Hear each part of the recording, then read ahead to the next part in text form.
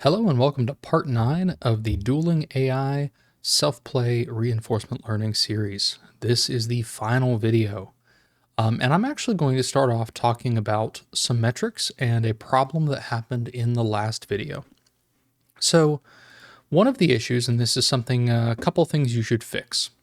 So down here around line 150, in the last video, I left a bug in here accidentally, although it does help, where we were consistently selecting actions with checkpoint model equals false. So in your code base, if you faithfully followed along in the video series, you had checkpoint model equals false down here for both of these. And what that was doing is effectively making the agent play against a live copy of itself. And I talked about that earlier in the series and why we wouldn't want to do that. But this gives us an opportunity to see what that looks like firsthand. So this is running, this was a run on one of my lab servers. And you can see what happened here is we peaked, we had great performance a little before 1,000 iterations. And then that performance started to fall off. And by 3,000 iterations, we were down here back at -8. And you can see it kind of started to spike up, but it probably wouldn't have stayed that way. It would have continued this sort of race to the bottom. And this is because while it quickly learned, because it was playing against a rapidly improving agent, it was learning against agents that changed quickly, again, itself. And it was able to exploit small flaws in its own, at least at this point, I'm theorizing a little bit. My theory is that it exploits small flaws in its own gameplay and then slowly sort of pigeonholes itself into certain strategies to where even though loss will, be fairly low, it's not going to get better against diverse opponents like our hard bot over here. So this is what that looks like if you've still got that false. I did post a comment in the previous video to try to head people towards making that change. So if you've already fixed it, awesome. Hopefully you have a successfully trained agent. This is what a successful training run should look like. So this was after making 2 changes. I fixed and set that to false. And then up here in train.py, I set episodes to 3,000, which I think I did in the last video. And then I went ahead and updated checkpoint pool to 5. So we want to keep 5 previous checkpoints, and we want to make that change that we just talked about in the agent.py to set checkpoint model 1 to player 1 use checkpoint, and checkpoint model for player 2 action to player 2 use checkpoint. So make sure you make those changes, go train your model. What you should see is that at about the 2,000 episodes mark, you're going to have pretty good performance at 1,000, around 2,000. You've gotten it to where it's going to be close to that 0. If you keep training, you will sometimes see it go, up to between 2 and 4. I'm not going to keep training though for the purposes of the video. I think we've got the architecture working the way we want it to. But that's definitely something you should experiment with. Experiment with training longer, with, different hyperparameters, try different batch sizes, see how it affects training. This is really the point where you start to learn when you either fix bugs or make changes and see how those changes react. So our final piece of code here is going to be to test the AI. And what I would normally do here is I would have a test.py, and that test.py would call the AI agent and let you, watch a training or watch a validation run.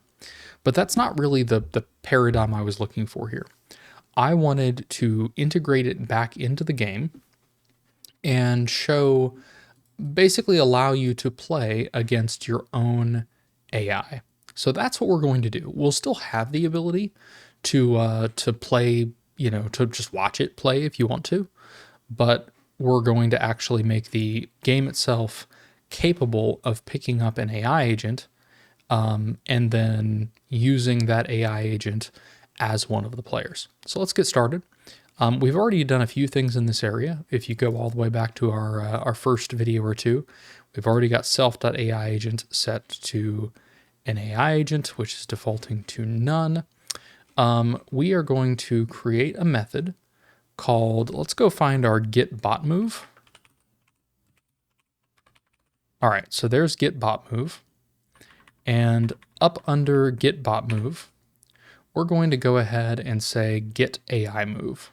So def get AI move is going to take a player, and we'll say if self.ai agent is equal to none, then we're going to raise an exception, because you can't have, can't make an AI move without an AI. All right. Elif player not in 1, 2. So if we try to pass in a player that's not player 1 or player 2, we're going to raise exception. Only players 1 and 2 are valid. And the reason I'm doing some of this is I don't want to end up in a scenario where, hey, we're coming back with zeros or an action of none or something. I'd rather just be very explicit. If the player isn't in the player list or there is no AI agent, stop. Don't go any further. All right, we're going to do obs is equal to self._get obs. We're going to say, so this is where the model gets a little bit weird, where we've got the AI agent obviously, creating versions of the game, but then we've also got the game calling back into the AI agent. So here I'm going to say self.ai agent.process observation, OBS. We're going to set action to none. And then we'll say if player is 1, then action equals self.ai agent.get action, OBS, and we'll pass in a player equals 1. Elif player is 2. We're going to do action equals self.ai agent.get action, OBS, player equals 2. And as I'm looking at this code now, I'm seeing that I could probably just do player equals player. And that would have also solved the same thing. I don't recall why I did it this way the first time, but we're going to be true to the first implementation. All right. So def get AI move, we're basically just getting an observation. We're processing observation. We're saying action is none, and then we're grabbing an action from one of these. All right. Let's go ahead and up above our get bot move, we should have our game loop here. And here, we're basically going to add another couple of selections here. So we're saying if player's human, grab human actions. If player 1 is a bot or player 2 is a bot, get bot actions. And then we'll say if self.player1 is AI, then player 1 action is going to be equal to self.get AI move, the function we just defined, and we'll do player equals 1. And then another if self.player2 AI, we'll do player 2 action equals self.get AI move, and player equals 2. And as a quick reminder, the reason that these are not if-elif statements for the bot and the AI and the human is that we actually do want the condition to be that both players could be AI, both players could be bots, or we could have any number of other combinations. So I think that puts us in a good spot. We should be able to go ahead and try the game. So let's go to our main.py. If you recall, that's where we kick these things off. And what I'm going to say is I'm going to say player 1 is human and player 2 is the bot.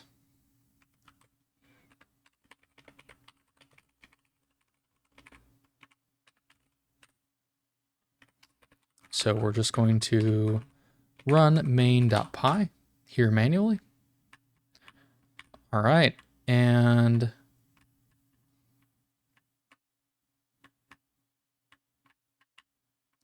something is definitely driving that left player, but it's not playing very well. In fact, it's playing pretty horribly, which makes me wonder if we are not successfully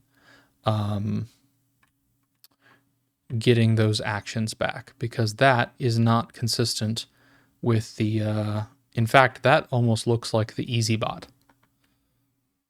So let's, oh, because that's exactly what I did. I did player 2 equals bot, whereas I should have done player 2 equals AI. I also am missing a, I'm never actually creating the agent. So let's go ahead and create that agent. I'm grabbing my main.py. So we're going to say agent equals agent eval equals true. Hidden layer equals 756. And those are the only things that we should need to add here. We can go ahead and say from agent import agent. Okay. And then let's go run it again. Oh, one last thing. I need to actually add AI agent equals agent. Okay. We're close. All right. Cannot access local variable obs where it is not associated with a value. Okay, let's go see. What I suspect we're running into here is we probably have an order of operations problem. So we're trying not to create these environments, but we need some information from the environment for this eval step. So I'm actually going to hack it just a little bit. I don't love doing this, and there are probably better ways around it, but I am just going to say observation shape is frame stack 84, 84. That is the size that we're going to use. And then we're already hard coding action dim as 3. So let's try it again. Okay, we are loaded. And that looks much more like our AI. And you can see, so far I have not been able to get a score in. We'll see if I get one before it does. Reminder that I'm on the right. Ah! All right, it successfully scored twice there. I missed 2 of them. So I would say that our AI training here has been successful. Again, we only ran it for 2,000 episodes. You can go longer and you're going to get better performance. Let's go ahead. And right now, again, I'm playing as green. Let's go ahead and kill this off. And I am just going to go back over to game.py or not game.py. We made all of this modular. So main.py. And we're going to paste that. And I'm just going to say AI player 1 and the human is player 2. Again, player 2 being the purple on the left. All right, so now I'm playing the left.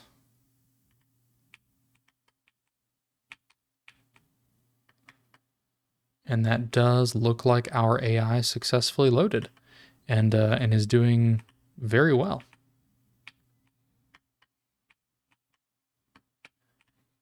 All right. And then if we want to take a look at what it's doing sort of in the eval loop, you can watch player 1 as bot.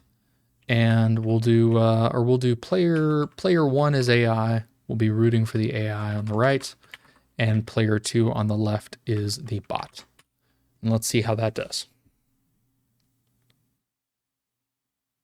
Oh, but we did EasyBot.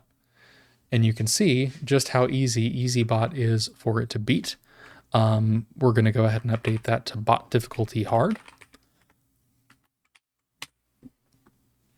And now we should see our somewhat erratic bot on the left playing against a well-trained AI player.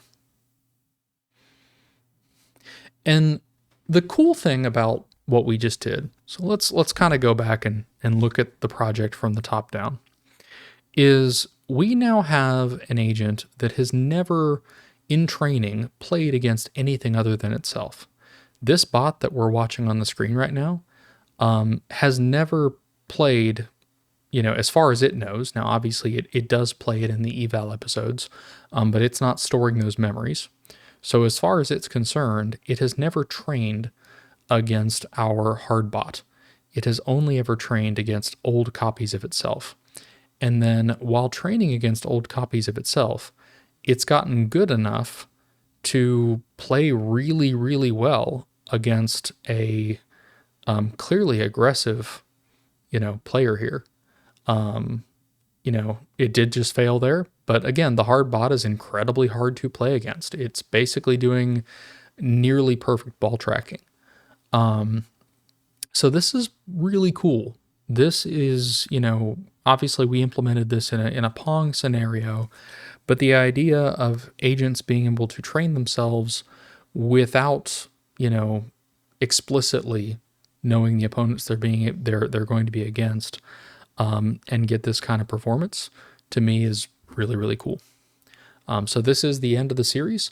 I will post the final code base it'll be in the master branch, as well as the part 9 GitHub tag.